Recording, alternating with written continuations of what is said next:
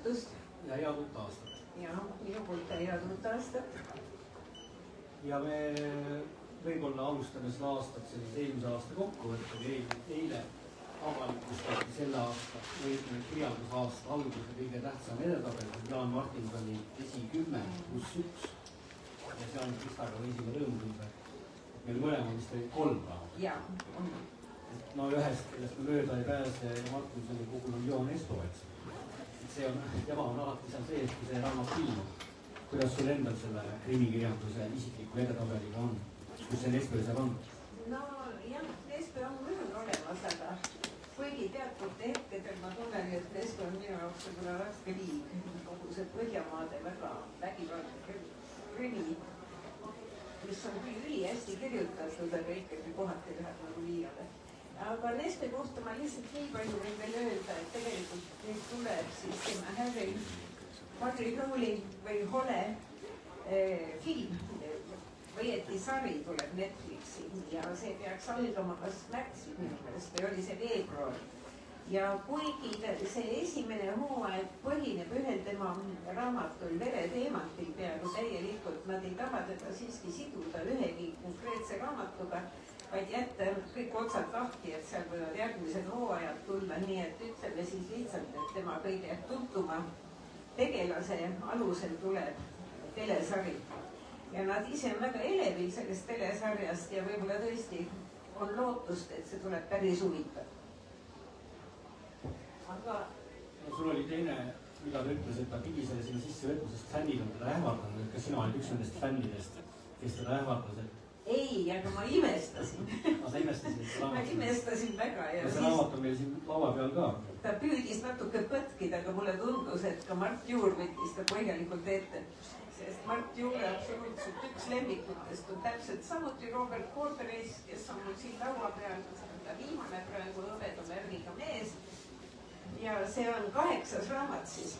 Ja muidugi see autor on tegelikult J.K. Rowling ja Rowlingu auks peab tõesti seda ütlema, et ta oskab kirjutada. Ma ei tea, võib-olla teie hulgas on inimesi, kes pole seda sarja veel lugenud, aga ta alustas kenasti ja tagasihoidlikult tunduvalt õhema raamatuga ja saatis selle ju kirjastajatele anonüümselt. Ja ütleme nii, et ta sai päris head arvustused, isegi öeldi, et see on esimene romaan, algaja romaan, aga et selle kohta ikka väga hästi kirjutatud ja loodetavasti kirjanik jätkab. Aga siis see tuli ikkagi tuli välja mitte tema enda käest, vaid ühe tema töötaja käest, ütleme nii. Aga sellega seoses jah, ta rääkis ühe niisuguse toreda loo, et selles juba esimeses on peategelasel või siis Stripe'i isa on kuulus rokktäht, kellest tuleb seal juttu, et nii tema mitte eriti kena suhtumine oma poega ja muud sellised probleemid ja siis see kirjastaja, kes selle anonüümse käsikirja sai, ütles, et teate, mulle tundub, et sellel rokktähel ei ole nagu otseselt funktsiooni, et jätaks ta välja, mis taga ikka peale hakata. Ja Rõnd ütles, et ta kohutavalt tahtis öelda, et teate, mul on seda rokktähte vaja 8. raamatus. Aga ta mõtles, et mis ta saaks sellisel juhul vastuseks, et kas te tõesti arvate, et te jõuate 8. raamatuni. Aga see on just nimelt see ongi see hõbeda märgiga mees, see 8. raamat, kus ta ongi tunduvalt rohkem on siin siis Stripe'i isast juttu. Ja ta on loonud niisuguse maailma, et näiteks minul on juba peaaegu üsna ükskõik, mis see kuritegu seal on, aga ma tean, et ma tahan sinna tagasi minna sellesse maailma. Meie tõlkija Allan Eikenbaum iga kord, kui ma annan talle selle ligi 1000 leheküljelise raamatu, et ta seda tõlkima hakkaks, ütleb, oh jah, küll on õudne, aga tead, nii hea on ka, et ma kohe tahan. Ja niisugune, see ongi nii, sa lähed tuttavasse maailma, see maailm on niimoodi üles ehitatud. See Londoni kesklinn, mida ta kirjeldab, see on tuttav. Niisugune tunne on, et need pürtsid nende kontor, et see kõik on sul silme ees, kõik need inimesed, keda ta kirjeldab. Ja siis muidugi on ka väga hoolikalt viimistletud süžee ja väga hoolikalt välja mõeldud mõistatus kuritegu, mida on vaja lahendama hakata.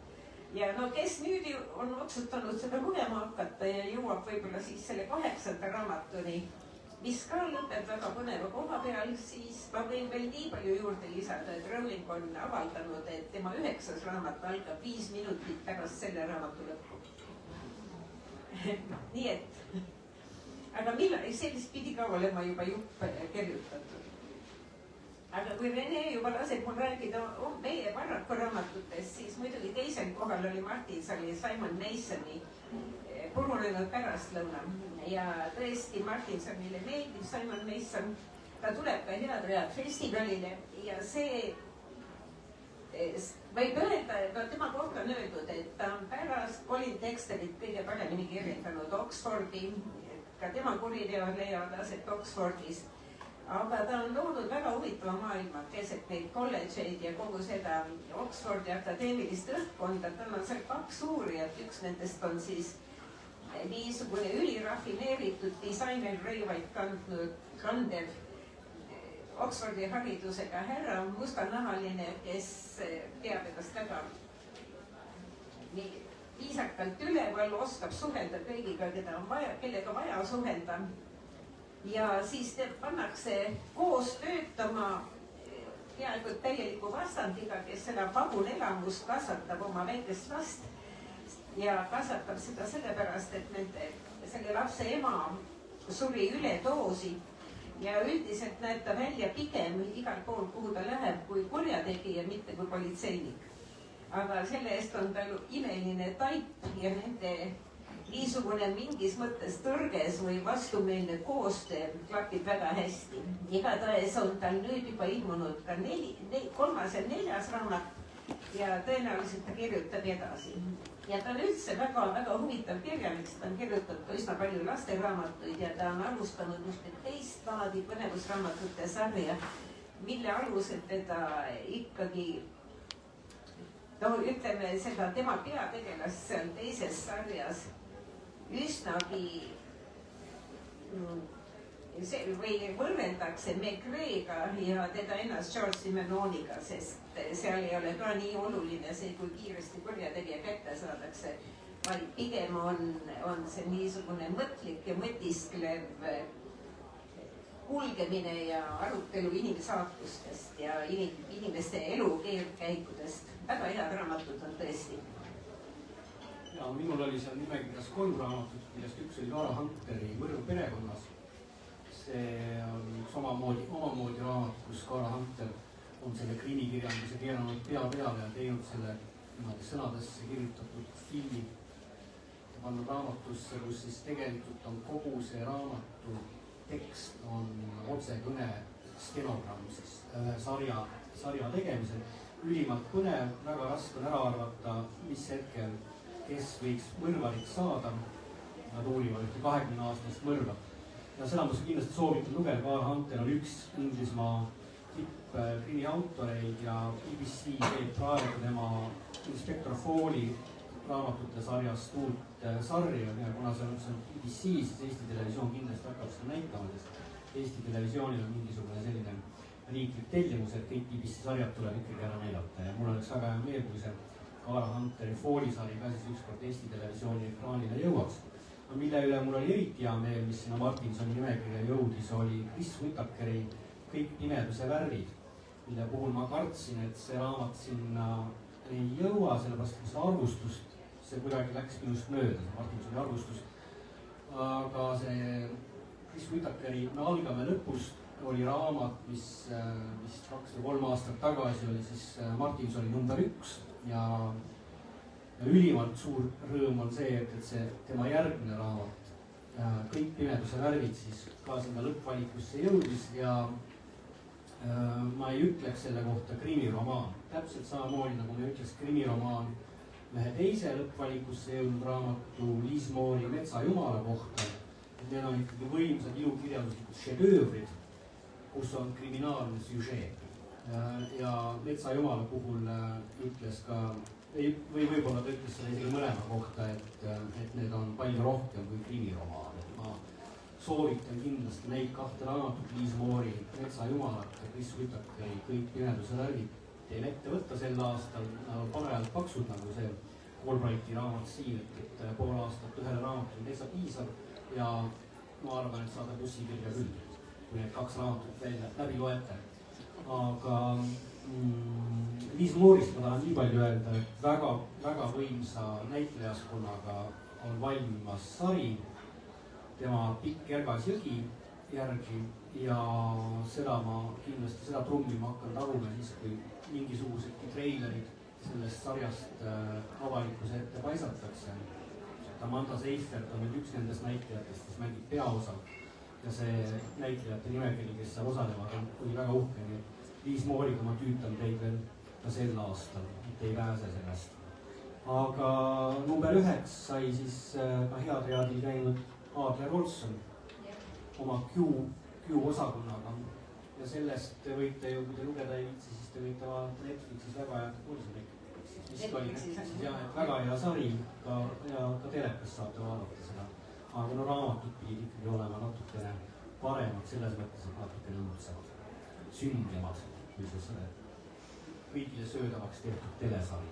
No jah, Adler Olson on ikka üsna sünge, Põhjamaade krimi.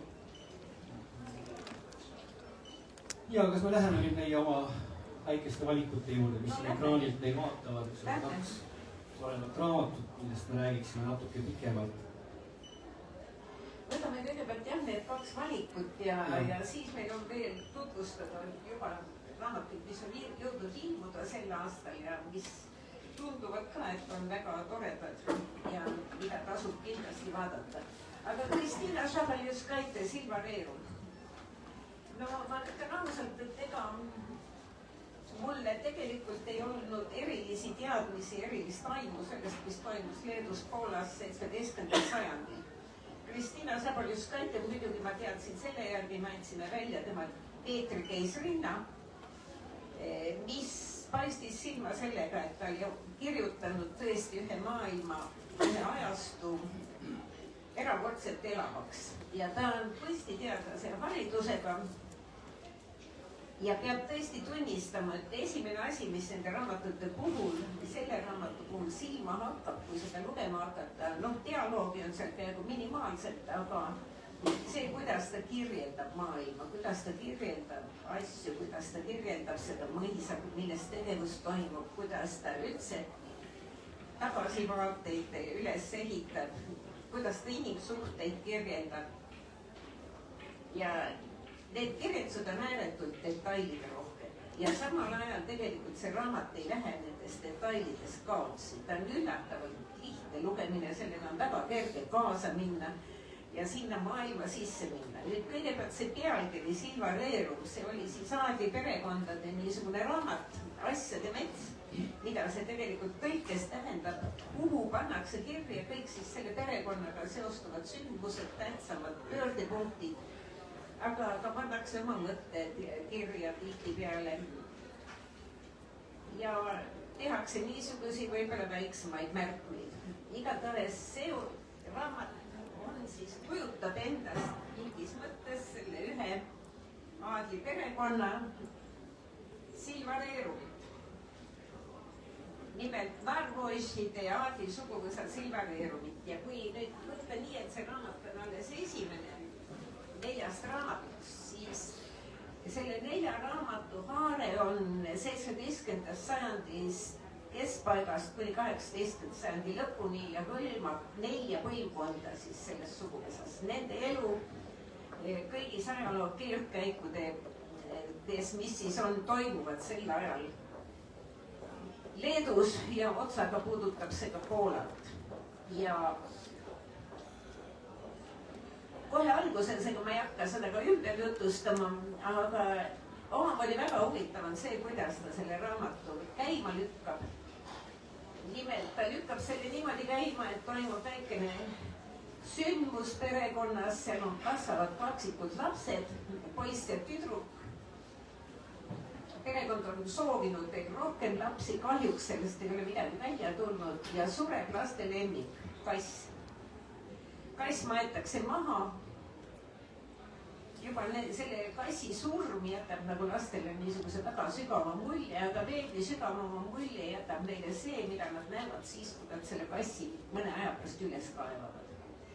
ja omamoodi võib öelda, et see määrab nende mõlema lapse elukäigu, sest vakladest kubisevat kassilaipa nähes otsustab tüdruk, et ta läheb kloostrisse, temast saab pühak.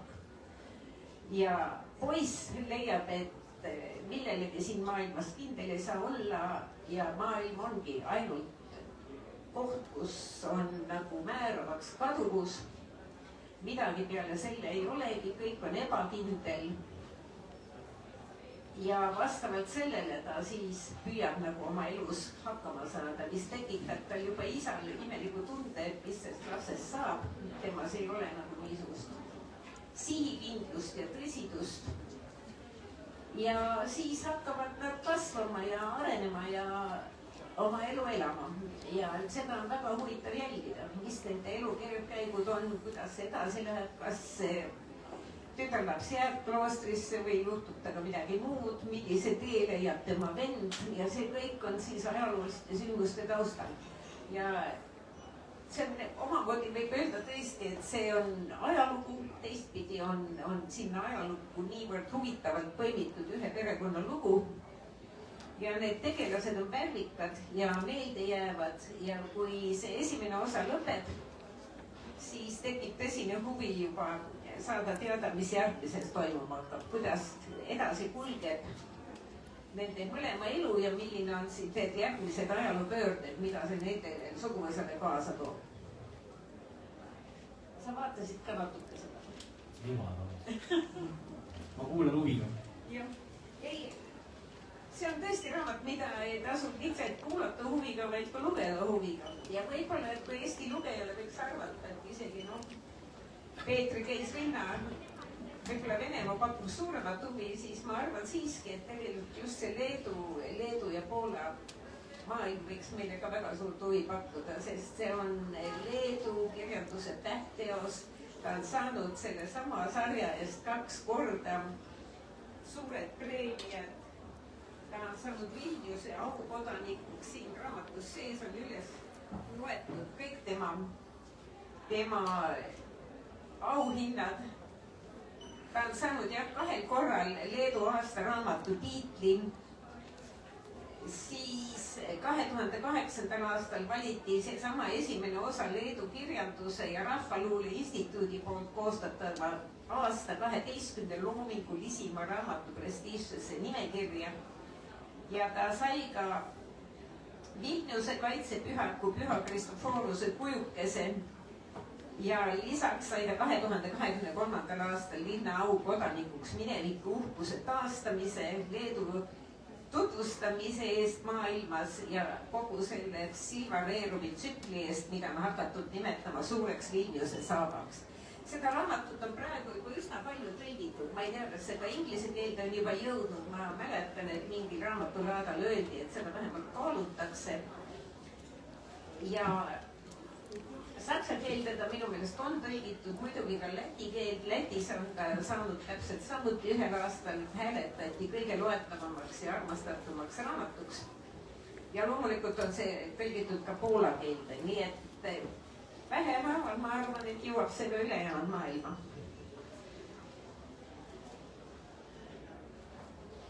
Tahad sa midagi lisada? Ma arvan, et sellel raamatul on lugejaskonda küll ja küll, sellepärast, et kas mitte see Peetri ja Katariina asi ei olnud ühel aastal Eesti kõige populaarsem raamat ja mingisuguse raamatu auhinnad oli küll, minu meelest ta sai rahvaraamatu aasta parima tõlketeose. Ja see tõesti läks väga hästi ja leidis väga palju lugejaid. Aga kas keegi tahab kommenteerida võib-olla publiku seast, kes teab asjast rohkem? Meil on teie jaoks täna mikrofon number 3. Jah.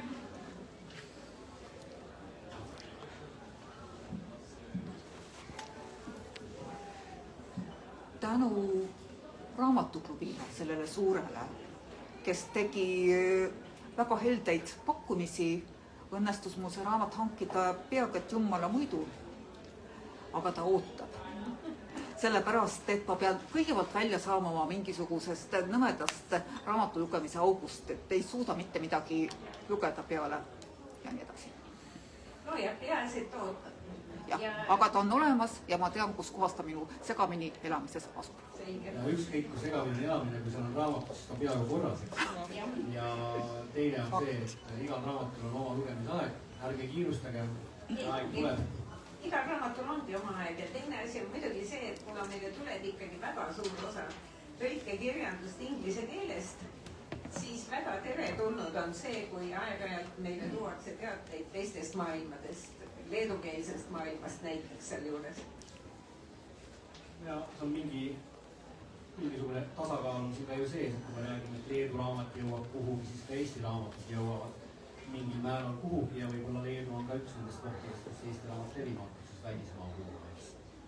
Aga kindlasti soovitan, kui ma küsin, et kas see 4-osaline sari on leedu keeles juba ilmunud või see? Ja see on ilmunud, see ilmus tegelikult leedu keeles isegi enne seda Peetri Keis-Rinnat ilmes.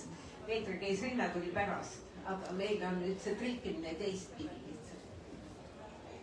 Selle Peetri ja Katariina sai lihtsalt üle maailma kuulsaks. Kuna tema ampluaa oli laiem, see Venemaa ikkagi pakub huvi. Venemaa ajalugu pakub huvi laiemale lugejaskonnale kui leedu oma sinna sellega palata. Jah. Mikrofoni, jah. Mis ta jääb teie juurde siin? Ma tahan lihtsalt ühe infokillu juurde anda. Tähendab, see tegevus toimub Leedus ja ta on ka Poolaga seotud, aga ta on ka Valgevenega seotud. Ja on üks huvitav kirjandustegelane, Sergei Šupa, kes on ka Eesti sõber, kes tõlgib leedu keelest praegu raamatud immigrandina pesitseb Prahas, on oma kirjastus ja huvitaval kombel see Valgevene keelest ilmutatud raamatud Prahas ja Varssavis on päris edukad immigrantide seas. Ja Sergei Šupa tõlkis selle sama raamatu esimese kuni 4.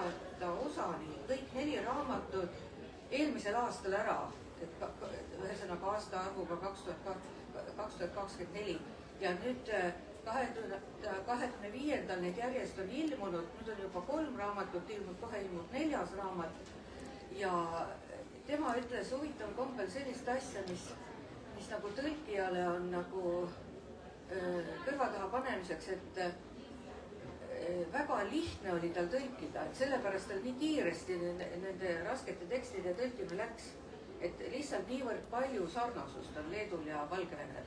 Et noh, mis iganes me praegu Valgevenest arvame, aga seal on see kultuuri, intelligents, immigratsioonis ikkagi olemas, kes teevad oma väikeseid pingutusi, et säilitada oma identiteet.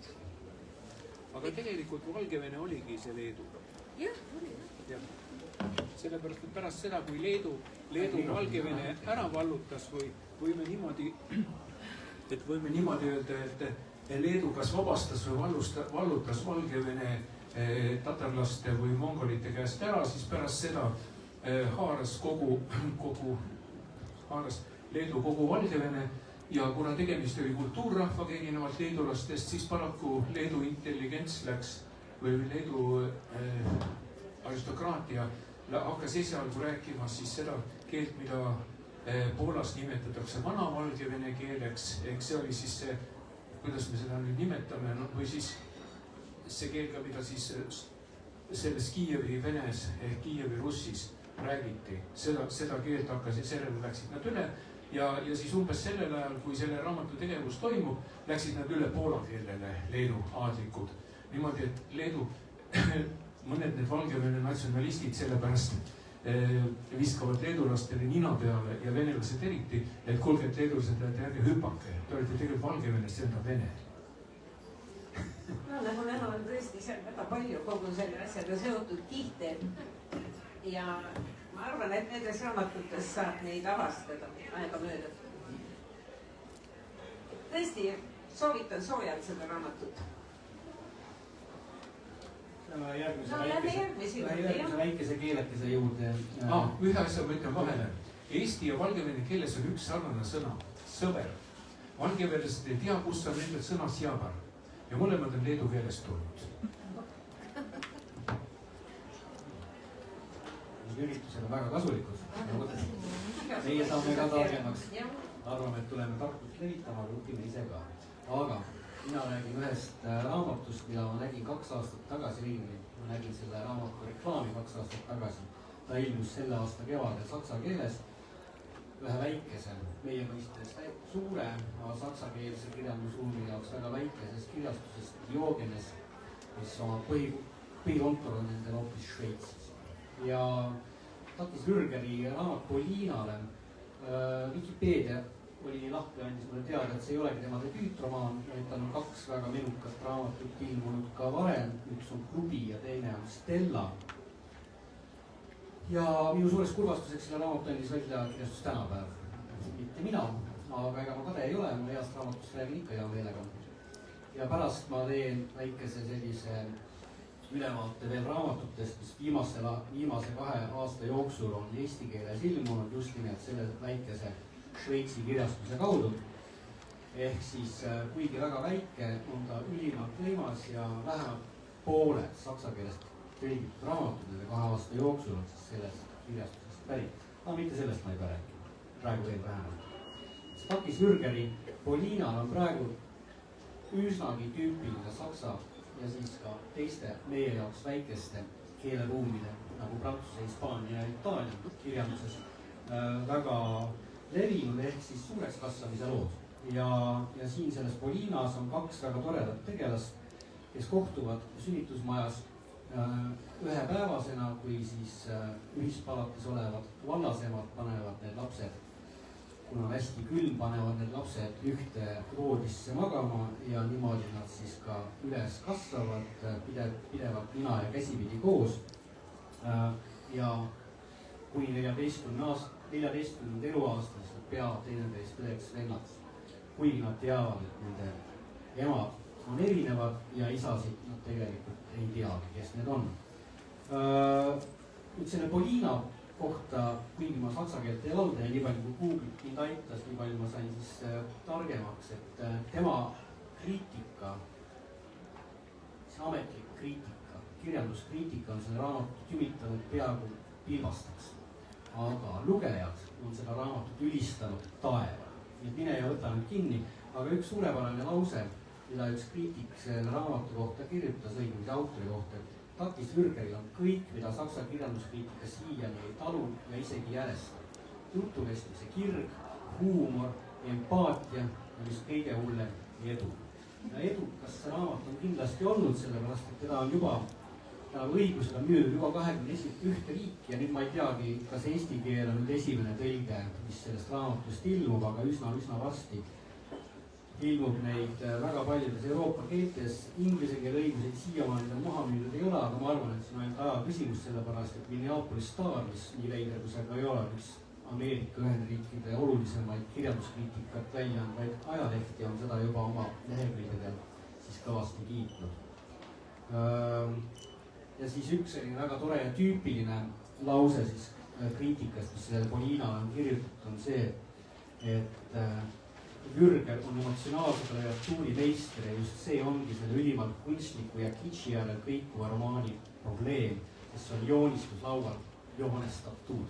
Ehk siis ta on võtnud mingisuguse muinasjutulise süžee ja selle järgi kirjutanud romaani ja kriitikutele see muidugi ei meeldi. Aga lugejatele, ja mina olen siin ainult lugeja, meeldib see väga.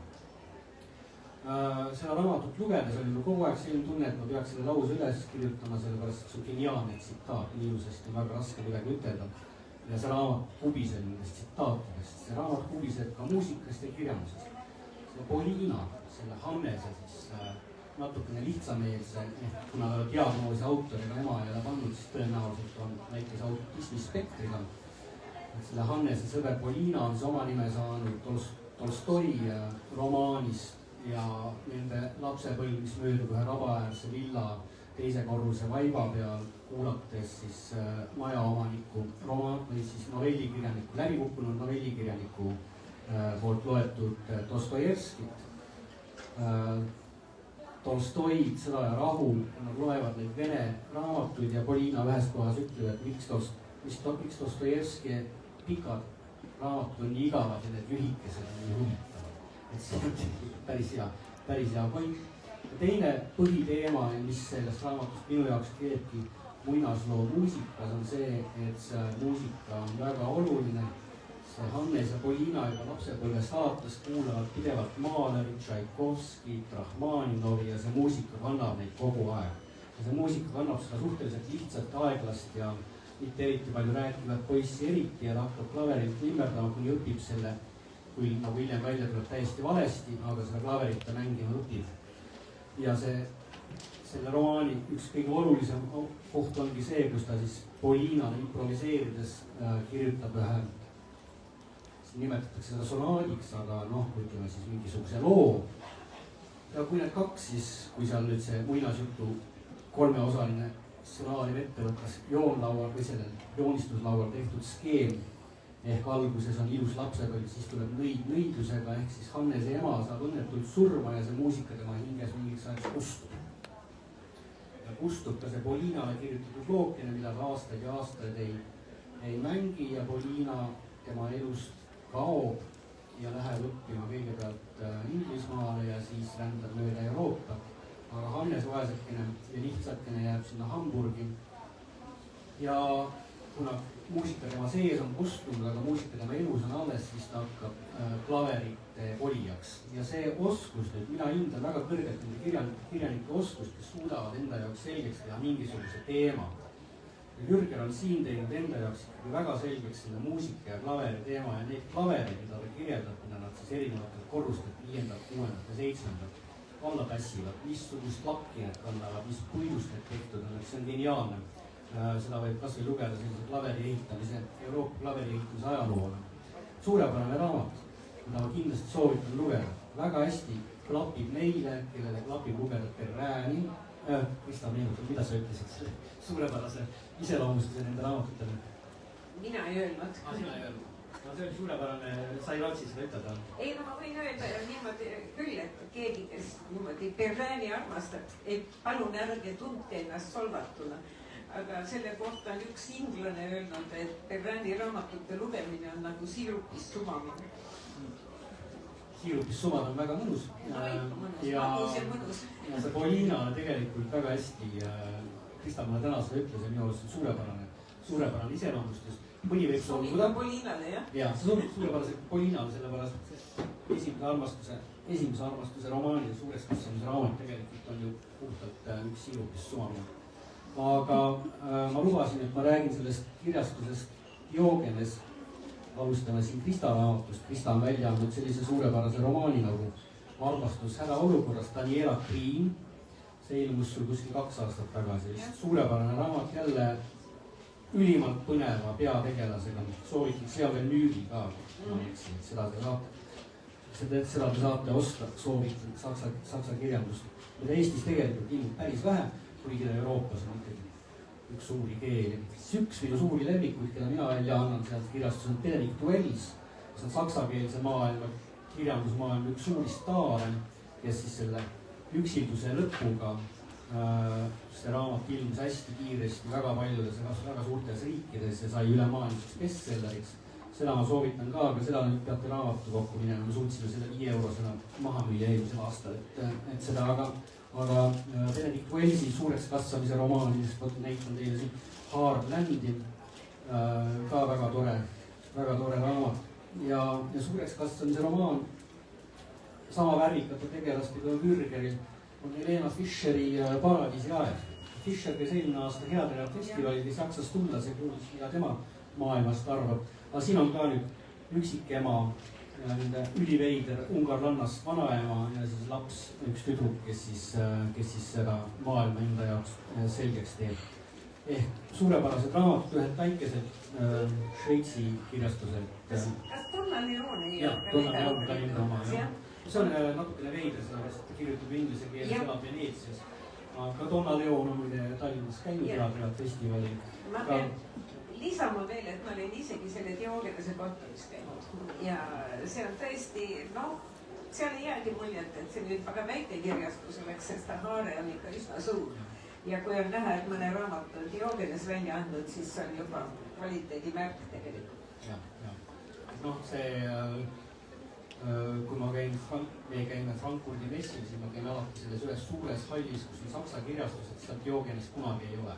Aga seal on hästi palju väga võimsaid suuri kirjastusi, kelle esimesed tiraažid tõesti algavad sealt 100 000 eksemplarist. Diogenes on väike, aga see kvaliteet on tõesti tipp, absoluutne tipp, mitte ainult saksa kultuuriruumis, vaid ka maailmas.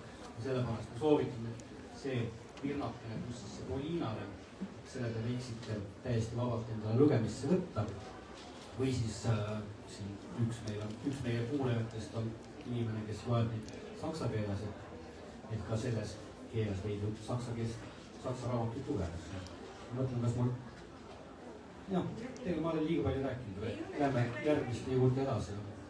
Ma vaatan, kuna see ei ole minu raamat, siis ma ei ole selle raamatuga väga kaua koos elanud, ainult nädal. On midagi, mida ma... See muinasjutusstsenaarium, see on tegelikult tõesti üks, mida talle ette on heidetud ja mina ei ole osanud talle ette heita, on see tõesti, ta on nagu muinasjutt, tõesti algab väga õnnelikult, siis tuleb kuri nõid ja aga lõpus elavad kõik õnnelikult elu lõpuni. Selles mõttes ta tõesti on nagu muinasjutt, aga miks me ei võiks seda muinasjutuses aeg-ajalt mõnuga lugeda? No muinasjuttu ja mütoloogia ja saagade ja legendide süžeesid väga palju kasutatakse tänapäeval kirjanduses ja ega see ei vähenda selle, et nende raamatute väärtust tihtipeale annab juurde niisugust teistsugust mõõdet. Et tahad veel millestki praegu rääkida või? Läheme uute juurde, aga meil on neid uusi ka päris palju. No on ja ma võtan lihtsalt väga lühidalt, mida ma hea meelega ise soovitaksin, mis on juba möödunud aastal ka ilmunud ja osa siis, mis on 2 raamatut on mul nii värske, et need on isegi siia poodi pole veel jõudnud, minu käes juba on. Homme jõud. Aga ma tahan kogu südamest soovitada ka Fernando Pessoa raamatut, rahutuse raamat, tegelikult üks rahutuse raamat on juba olemas eesti keeles, aga kui öeldakse, et Pessoa tekstid olid lahtistel lehtedel, neid oli väga mitmes variandis olemas ja selles variandis nüüd on Indrek Koht põlkinud siis nii palju, kui neil oli võimalik kätte saada, nii et see on tunduvalt mahukam Pessoa, Portugali kirjanik, keda ma väga soovitan lugeda, sest see ei ole mitte niisugune raamat, kus on mingi läbiv suur süžee ja kus jutustatakse mingit suurt lugu, vaid pigem see on siis raamat, mis koosneb juppidest, mõtisklustest, lõikudest, juttudest ja kokku moodustubki siin niisugune mõttemaailm eelkõige ja see ei ole ka raamat, mida on vaja tingimata lüüa lahti esimesed leheküljed lõpuni kohe korraga läbi lugeda, vaid see võib olla kusagil käeulatuses, et näiteks aeg-ajalt võtta ja natuke lugeda ja ausalt öeldes pärast seda lugemist on päris mõnus tunne ja tõlge on hiigav, raamat on hea, mida veel tahta, see on suur rõõm tõesti, et see ilmus nüüd praegu. Siis teine raamat, mis ei ole paraku oma, aga mida ma vägagi soovitan, me andsime ka kunagi välja selle autori ühe raamatu, aga seda mitte, see on Miranda July Käpuli, see oli raamat, mis tegelikult tekitas väga suure sensatsiooni, kui see ilmus. See räägib ühest naisest, kes tunneb, et tal on vaja reisile minna.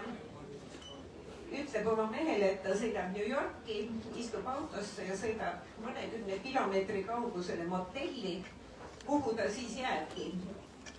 Ja see reis tegelikult võib öelda on tal enda sisemusse reis selleks, et oma elu enda jaoks seesmiselt täiesti ümber kujundada, oma suhtumine maailma, suhtumine oma abielusse, oma mehesse, suhtumine seksi, suhtumine naiseks olemisse, ta teeb seal motellis oma kulu ja kirjadega selle toas remondi ja jääb sinna üsna kauaks.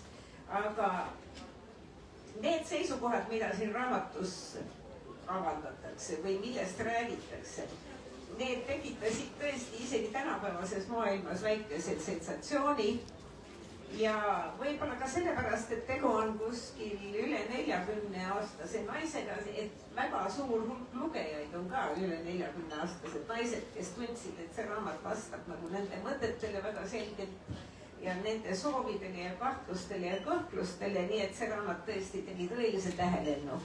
Ja mul on südamest hea meel, et Puent selle välja andis. Ja et see on nüüd eesti keeles Jüri Volgi tõlkes võimalik lugeda. See on kindlasti juba selle aasta, ta vist ilmus just nüüd, ja ta ongi 26. aasta raamat. Et see on üks juba 5. aasta esimeste päevadel üks tähelepanuväärsemaid tõlkeid.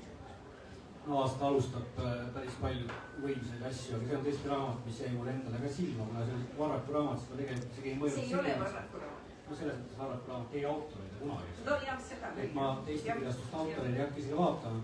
Ja siis ma sain eelmine aasta teada, et Puent selle teeb, aga see on nii puendilik raamat. On, täiesti. Et kui kirjastusel on oma nägu, siis nad võivad selle raamatu endale näo ette panna ja see on täiesti puhtalt mina. Ja no jällegi üks soovitus, et Puendi raamatute peale võib väga kindel olla. Need ei ilmu väga sageli, nad ei avalda väga palju raamatuid, aga nende kvaliteet ja valik on alati väga head.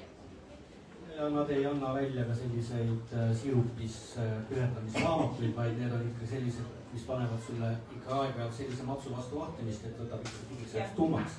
Et see on üks nendest raamatut ja võib-olla sellised raamatuid peab ka olema. See loob ju tasakaalu. Kõigepealt saab matsu ja siis lähed jälle sirupisse ja vastupidi, nii et peab olema ju mingi tasakaal, ega ainult ühega läheb nagu viltu nagu kaldu. Kogu aeg vastu vahtimist saada. Ja või kogu aeg sirupis oled, siin on ka liig nagu natukene, et siis tahaks nagu heerikat. Ilu veile. Ma panen siia vahele ühe, ma olen ikkagi lapsemeelne või noortemeelne siis õiguni. Et üks autoreid, kes mulle õudselt meeldib, on I. Lockhart, kes andis välja 10 või 15 aastat tagasi sellise suurepärase raamatu nagu Me olime valetajad, mis mulle väga meeldis, mis oli selline noorte põnevusromaanides laine üks esimesi võimsaid näiteid, kus väga vaikselt ja väga aeglaselt hakkab tüdrukule meenuma, mis on juhtunud. Nüüd sellesama autori uus raamat, mis ta paneb sinna samasse valetajate tsüklisse, on Me läksime tülli. Ja siin on üks tüdruk, kelle isa, keda ta kunagi oma elus pole näinud ega tundnud, maailmakuulus maalikunstnik, kelle maalid maksavad miljoneid, kutsub ta sinna samasse valetajate saare naabersaarele suve veetma. No seda isa ta seal ei näe. Ülimalt põnev jälle see tülliminek, pidev tülisolek, leppimine, noor olemine, esimene armastus, see kõik on jälle selles raamatus sees, nii et kui te, ma arvan, et see sobib lugeda suurepäraselt ka 40-aastastele, aga kui noored selle kätte võtavad, siis leiavad ehk, et ei peagi inglise keeles lugema, väga hea tõlge ka, soovitama. Nii, sa näita meile nüüd raamatut, mis valutab edetabelit jaanuarikuus. Autor on muidugi tuttav, Fredrik Backman. Nüüd on siis jõudnud eesti keelde juba ka tema raamat Minu sõbrad. Ja noh, Backman jätkab oma maailmaga. Siin on ta räägib sõprade ringist ja sellest, mis neist sõpradest siis on saanud 20 aastat hiljem, kuidas nende elud on läinud ja 3 lähedast sõpra, kes kunagi istusid ühe paadisilla otsas. Ja Backmanile omaselt on ta siis tõesti osanud nende inimeste elus välja tuua niisugused asjad, et lugejad ahmivad seda raamatut üsna kiiresti endasse. Ja siin on nagu tal ikka, et pealtnäha toimuvad täiesti uskumatud sündmused, ta kirjutab nii, et need muutuvad ka lugejate jaoks täiesti usutavaks. Ja siin on palju üllatusi ja ootamatuid keerdkäike. Nii et kõigile Backmani austajatele see on tõesti üks tema paremaid raamatuid tõenäoliselt. Kui rahvusvahelist pilti siia juurde tuua, siis see raamat on nüüd olnud edetabelites selle raamatu inglise keeles ilmumisest saati, mis oli eelmise aasta alguses. Ja tõesti üks raamat, mida on kogu aeg loetud ja edetabelites kõik võimalik edetabelis ära toodud on see Minu sõbrad Backmani raamat. Aga jälle tahan öelda, et muidugi ükski raamat ei ole niisugune, mis meeldib absoluutselt kõigile, sest igaühel on oma eriline maitse. On ka inimesi, kes näiteks kirjutavad, et üldse Backman ei meeldi ja käib närvidele. Tõsi küll, tema puhul võib öelda, et suuremale osale ta siiski meeldib. Ja eks tema raamatud ongi niisugused küllaltki omapärased. Alati on raamatud, mis ei sobi.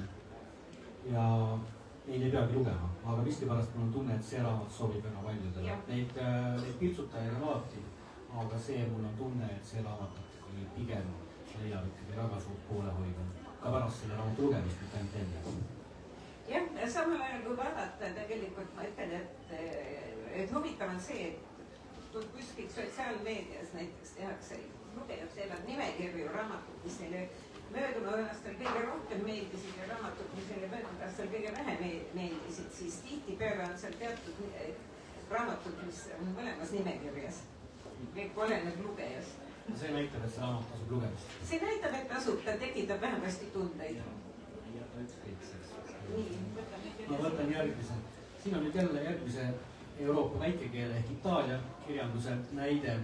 Väikese kirjastus andis välja Viola Nardone ajaloolise triloogia, mõistelise triloogia esimese raamatu Rongi lapsed. Ja see räägib loo Lõuna-Itaalia lastest pärast teist maailmasõda, kui Lõuna-Itaalia on tohutult vaene ja siis kommunistlik partei, imestega mitte, oli siis üks nendest, kes organiseeris lastele rongid, et nad saatsid sealt Napoli ja Lõuna-Itaalia kandist tuhandete kaupa lapsi Põhja-Itaaliasse rikaste peredesse siis veetma seda esimest sõjajärgset ja väga külma talve. Ja see on nüüd üks poiss, kes siis jälle vallasema kasvatada ja viiakse sinna Põhja-Itaaliasse Bologna kanti ja seal tema leiab ka muusika oma ellu, viiuli, aga see on ülimalt toredasti jutustatud raamat. Kõik need ebaõnne näited, mis tema ema elus on, need poisile tunduvad täiesti loomulikult, sellepärast et kui saatus niimoodi tahtnud, siis niimoodi on ka läinud. Ja tema üks, mis teda siis peaaegu kogu poisipõlve saadab, on see, et ta vaatab, kuna ta on väga vaene, siis ta vaatab väga lõhkised kingad ja paneb tärne inimestele, kellel on üks terve king, saab ühe tärni, kellel on kaks tervet kinga, saab 3 tärni ja see on väga oluline ja siis ta teeb juhuu, kui ta selle 3 tärnilise leiab, aga tol sõjajärgsel ajal 3 tärnilisi oli väga vähe.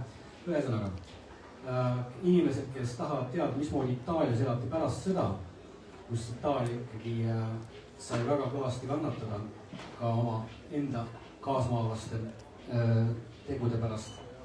Et siis võiks lugeda seda raamatut, ülimalt südant soojendav lugu. Siis Mootsa ajasarjas jällegi Claudi Hunsingeri raamat Koer minu lauas. Tegu on siis kirjaniku ja kunstnikuga, keda enne ei ole eesti keelde tõlgitud ja võib öelda, et tal on niisugune väga omapärane ökoloogiline lähenemine sellele, mida ta kirjutab. Ta kirjutab romaane, need ei ole mitte teaduslikud ega populaarteaduslikud raamatud, aga tema tegelased elavad looduses, on loodusega kooskõlas. Ta on ise ka kunstnik, mitte ainult kirjanik ja tema raamatus on ka tunda seda, et ta on kunstnik, see, mismoodi ta sõnadega maalib kogu selle keskkonna, kus ta tegelased tegelevad. Ja siin on juttu ühest abielupaarist, vananevast abielupaarist, kes elavad üsnagi eraklikult, elavad mägedes talukohas ja nagu siin on öeldud, et Sofi, kes tõuseb koos päikesega, lahustub metsadesse ja kirjutab ja Kriit, kes elab öös, suleb ennast kirjandusse ja loeb. Ja ühel päeval ilmub nende juurde mänginud koer. Ja see koer muudab nende elu põhjalikult, nende elu kogu tonaalsus muutub, algab selle koeraga omamoodi seiklus looduses, seiklus läbi sõnade ja seiklus eksistentsis. Ja siin on ka tegelikult võib öelda, et see raamat on omamoodi väga poeetiline ood loodusele, inimestele looduses ja inimeste looduse kooskõlal. Ja siia on kirjutanud peale Banderollile oma arvamuse sellest raamatust Tuul Sepp, kes ütleb, et loo käigus sain lugejana otsida koos koera, naise ja mehega võõrandunute kohta looduses ja ühiskonnas, luurata ümber 11 hoidva kolmiku tegutsevaid inimesi, loomi ja taimi ning püüda kaasa mõelda küsimusele, kes siin loos keda kodustab ja kes keda metsistab. Nii et see on vaieldamatult raamat, mis tekitab hästi palju mõtteid, helialliku imeilus tõlge ja tõesti jälle üks selline raamat, mida ma südames soovitan ja see on nüüd jõuab ilmselt juba Rahvaraamatusse jääb homme-ülehomme, eks ole. Homme-ülehomme, jah. Et ka meie moodsa ajast aasta ilmub või algab väga huvitav raamat. Minu viimane, täna vist viimane tõesti, raamatu Kaara Hunter, Tapp ja tasu. Kaara Hunteri foolisarja seni viimane, aga kindlasti mitte päris viimane raamat, mille me kiirustades üritasime välja anda, aga ega see Kaara Hunter meie elu kergeks ei tee, sest ta jutustab oma romaani ikkagi endiselt selles sotsiaalmeedia võtmes ehk väga oluliselt tema raamatutes on Facebooki arvamused, kommentaarid, ajalehtede artiklid ja selle kujundamine võttis meil lihtsalt kauem aega ja me sattusime sellesse jõuluhullusesse, kus tegelikult ilukirjandus eriti välja ei paista. Aga nüüd juba me oleme müügi tulemused saanud, et inimesed on hakanud väikselt üles leidma seda raamatut. Suurepärane sari. Siin nüüd juhtub see, mida politseinikud eriti tihti juhtuda ei taha, ehk siis foolisarja esimeses raamatus läheb kaduma üks 8-aastane tüdruk ja kuna teda üles ei leitud, siis arvati, et tapja on kas tema ema ja isa ja kuna väga vähesed asjatõendid ikkagi väga kindlalt näitasid ema peale, siis ema mõisteti väga pikaks ajaks tütre tapmisest vangi. Ja nüüd selles raamatu alguses ühte kuritegu uurides tuleb välja DNA, võetakse DNA proov ühelt teeplindilt, kus on üks blond juuksekarv ja tuleb välja, et see on sellesama teisi juuksekarv, ehk siis tuleb välja, et see tüdruk ei olegi surnud ja 8 aastat hiljem on ta saanud 16-aastaseks ja elab oma elu ja siis fooli ja meeskond pannakse uurima. Ja Kaara Hunter muide raamatu tänusõnades ütleb, et tegelikult mitte kunagi päris maailmas sellist asja ei juhtu, et sama meeskond pannakse uurima oma äpardunud uurimist. Aga selles raamatus nüüd siis fooli peab nüüd hakkama uurima seda, mis valesti läks, mismoodi saab olla võimalik, et need tõendid, mida me arvasid, et on õiged, osutusid valeks. Suurepäraselt ülipõnev raamat jälle Kaara Hunterit soovitan ja ma tuletan teile meelde tänase õhtu algusteks, et Martinsoni nimekirjas küll mitte esimesel kohal, aga siiski on Kaara Hunteri Mõrv perekonnas, ehk siis selline formaat kindlasti meeldib ja see läheb nii kiiresti, et teil ei ole aega süüa ega magada. Soovitan.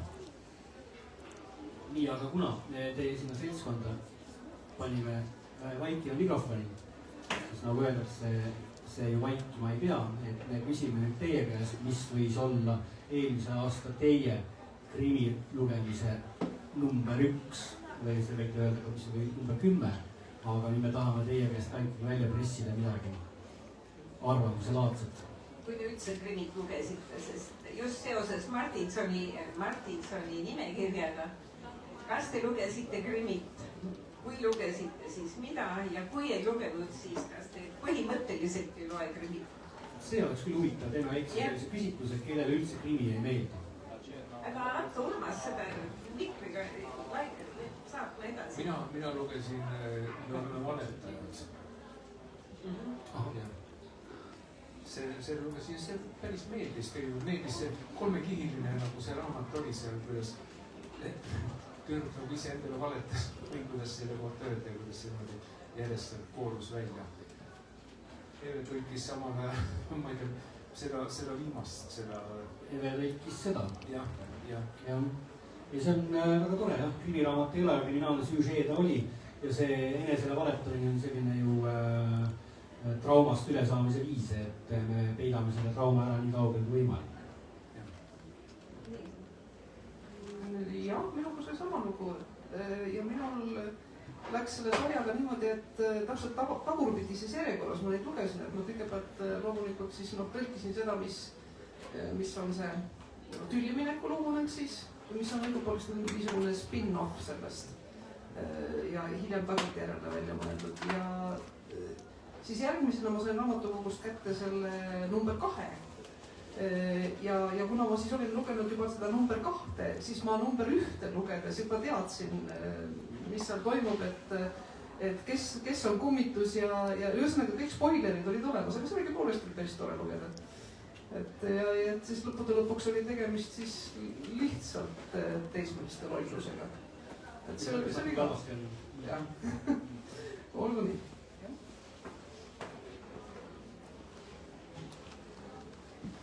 Mina lugesin viimane aasta üsna vähe Krimmi, aga mõned siiski lugesin. Lugesin VKG-d esimest korda. Ja ka Jaapani Krimmi, mis jaoks teistsugune, sest on Jaagi murvad. Et see oli kindlasti muud. Ja midagi võib-olla veel, aga mul kuidagi meelde. Kunagi olen ma neid, me oleme Valemsteed ka lugenud. See jah. Seda sinna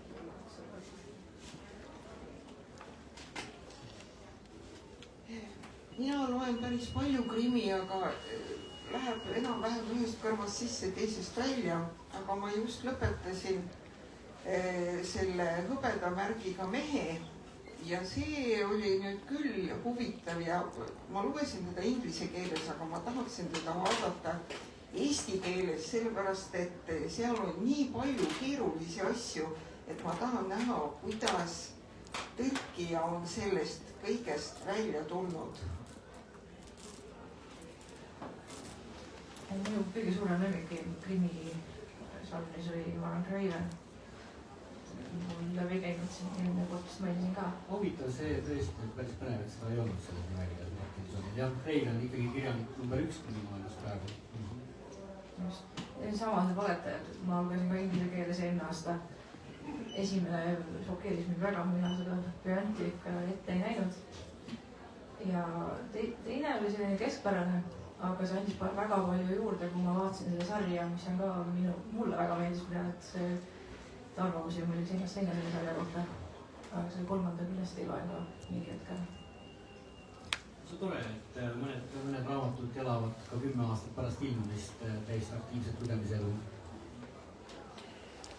Ma väga suur Krimmi lugeja ei ole, aga need Sadu Rämma Hilduri sarjaraamatuid olen, need on päris toredad olnud. Ma tahaksin küsida, et kaugel Tiina Katel selle Silverierumi järgmiste osade tõlkimise tõlgib, jah? Ja, no selge.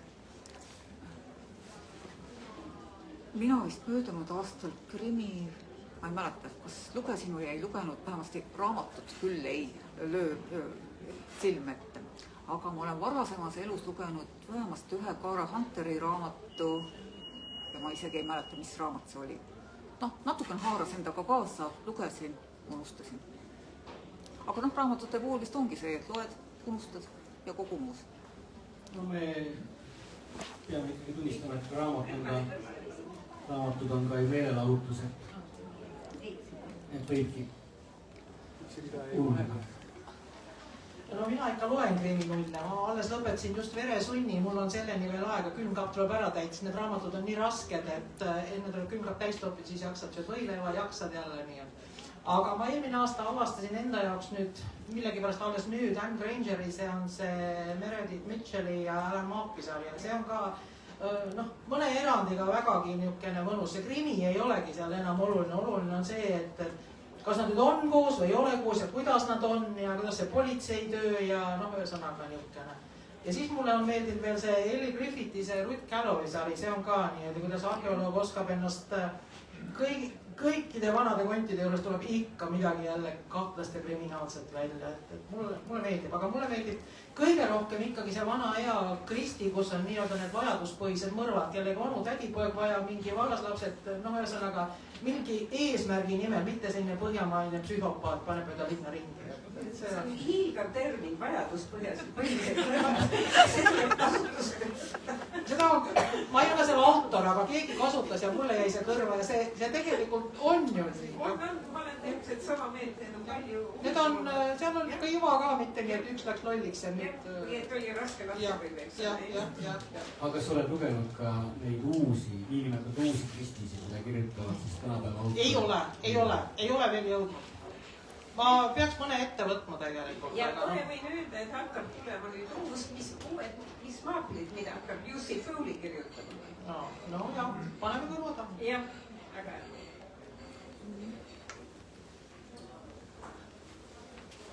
Mina eriti filmikirjandust olen lugenud, aga aga mulle meeldib, mismoodi te räägite krimikirjandusest.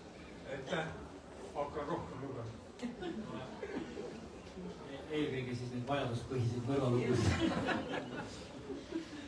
Mina möödunud aastal ei lugenud vist ühtegi kriminiraamatut, aga ma olen nagu usin krimisarjade vaataja. Et ja jätkan sellega. Et krimiraamatut ma eriti lugenud ei ole, välja arvatud kunagi Agatha Christie, aga praegu jutu põhjal tahaks proovida uudseid lugusid lugeda. Mina ei ole ka väga suur krimiraamatute lugeja, aga just aasta lõpus detsembris sattus mulle kätte kuskilt, sain soovituse, neid soovitusi ilmselt mitu, Punane kuninganna. Ja ma hakkasin seda lugema nii, et ma ei teadnud, et see on krimiraamat. Ja see oli nii haarav, see oli nii põnev, see oli nii hästi kirjutatud ja see siiamaani kummitab. Et ma väga soovitan, hästi hea raamat. See on suurepärane näide sellest krimimaailmast, mida me eriti ei tunne, Hispaania krimi, eks, et seda jõuab Eestisse ikkagi väga harva. See on suurepärane näide sellest Hispaania krimist, väga hea taseme Hispaania krimist. Just, ja need Madridi all maha jäetud metroojaamad ja mitte kasutatavad metroolõigud, need kirjeldused, see oli täiesti uskumatu. Krimi üks suur koormus ongi see, et ta tegelikult on täis kõikvõimalikku olustikku ja olustiku detaile ja asju, mille peale sa ise ei tulegi, aga autor enamasti peab selle kõik endale väga selgeks tegema. Ma mäletan kunagi, kui ei olnud eriti palju veel läänekirjandust kättesaadav, siis kui kuskilt keegi tõi mõne krimpa, siis see oli suurepärane, sest seal oli nii palju olustikku ja sai niisuguseid termineid endale ingliskeelsena, mida mujalt kuskilt ei saanud. Oota, kas te jätsite vahele siin ühe härrasmehe? Ei taha, jah. Nii. Mina lugesin Antoni Horowitši, et mulle meeldis see, et sa saad ühes raamatus tegelikult 2 lugu. Ja siis seesama see Simon Mason, aga mulle meeldis nagu see esimene raamat rohkem, et mulle ei meeldi nagu laste vägivald laste kallal. Kolmandas ei ole enam vägivald laste kallal. Sellepärast mulle ei meeldi ka see Kristi Takeri see uus raamat. Et esimene see oli vaimustav, see esimene raamat, aga teine ei istu. Võin ka öelda, et kolmandas Masonis ei ole enam. No ei ole originaalne, ma ütlen täpselt samuti, et tal eelmine aasta krimiraamatid väga lugemislaual ei olnud, aga üldiselt ma väga pean lugu krimikirjandusest, nii et ma sain siin täna väga palju häid soovitusi. Mina ka krimiraamatuid üldjuhul ei loe, kõik sarjad ma vaatan kõik sarjad ära. aga Perrin 3 jäi mul küll pooleli. Sellel oli järjekord raamatut. Ja kõike muud temaatikat sobib minu rohkem. Miks ta pooleli jäi, liiga paks? Ei, ma räägin, et järjekord oli raamatukogus liiga paks ja ma ei jõudnud teda enne ravimist pikendada, ma ei saanud järjekord oli väga. Aga jah, sarja fänn ma olen sarjadele. Ja samad sõnad, et sarju vaatan palju, siis kunagi oli aega hästi palju lugeda, siis lugesin eelistatud muidugi seda vana klassikalist krimi. Viimane oli, mis mul kätte sattus, oli tegelikult Jõulumõrva mäng. Aleksandra Benedikt oli see autor. Sellest on küll nüüd juba aega möödas, aga see oli eelmine aasta. Ühesõnaga, see oligi selline üldiselt üsna niisuguse klassikalise süžeega meelelahutuslik mõrvamüsteerium, aga üldiselt mulle meeldivad jah sellised mõrvalood ka, krimid.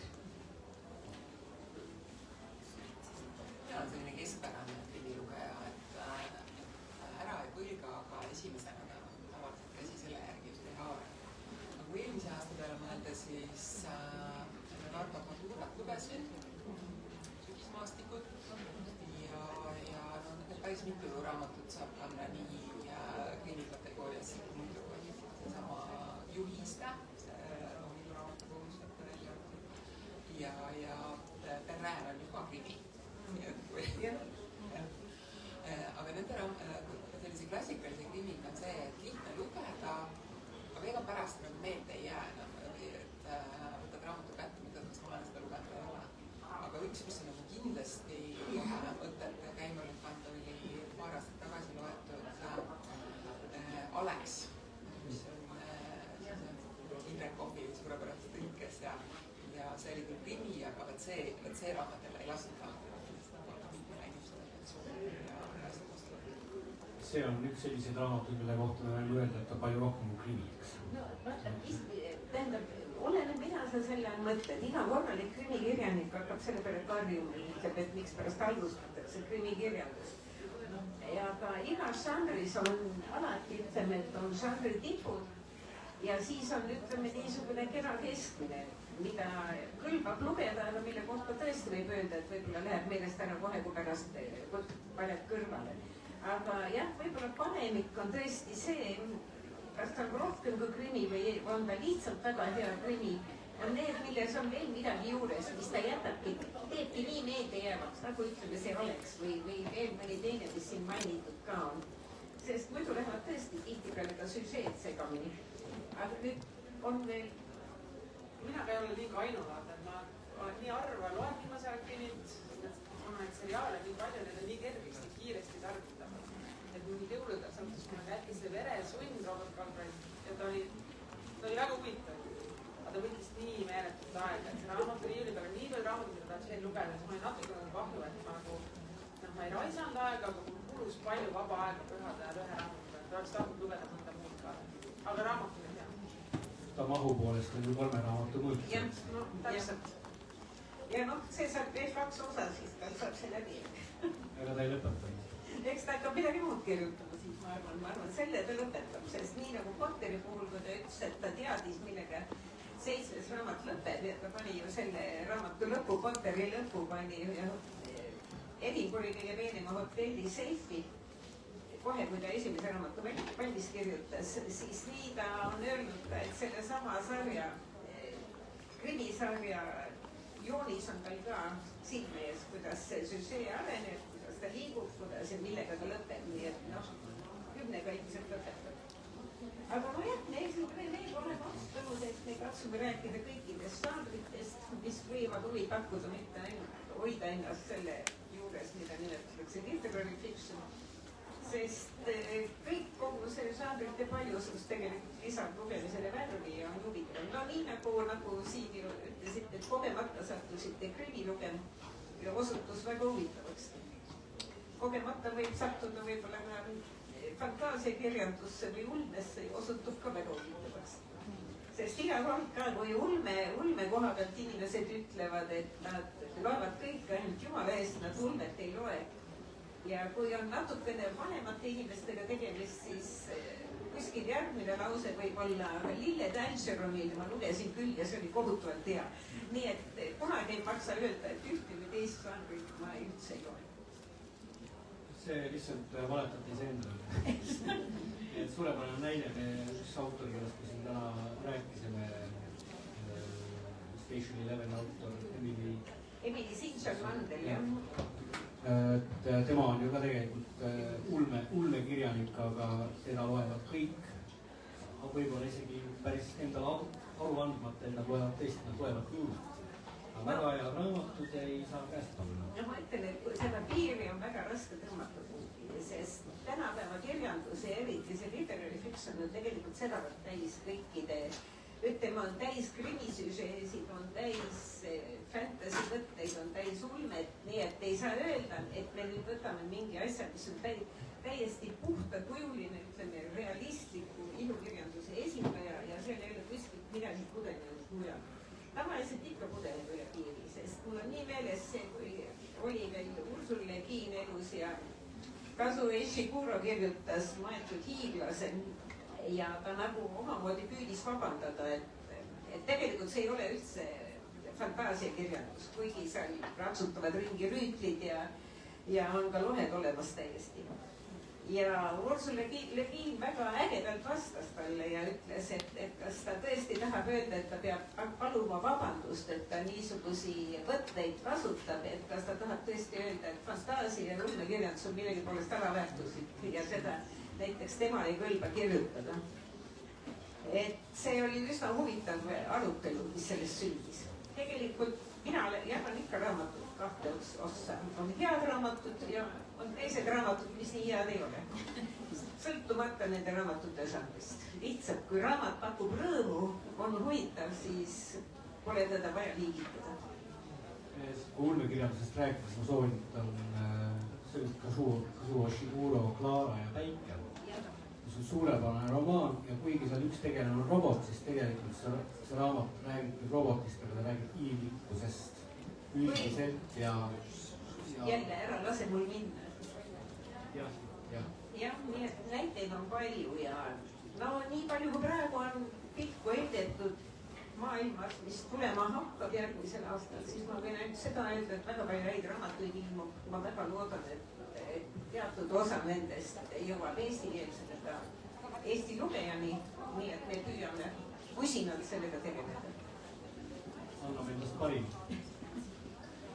Ja me kohtume teiega ikkagi teisipäeviti iga kuu esimese teisipäeval 17.30. Ja nägemist!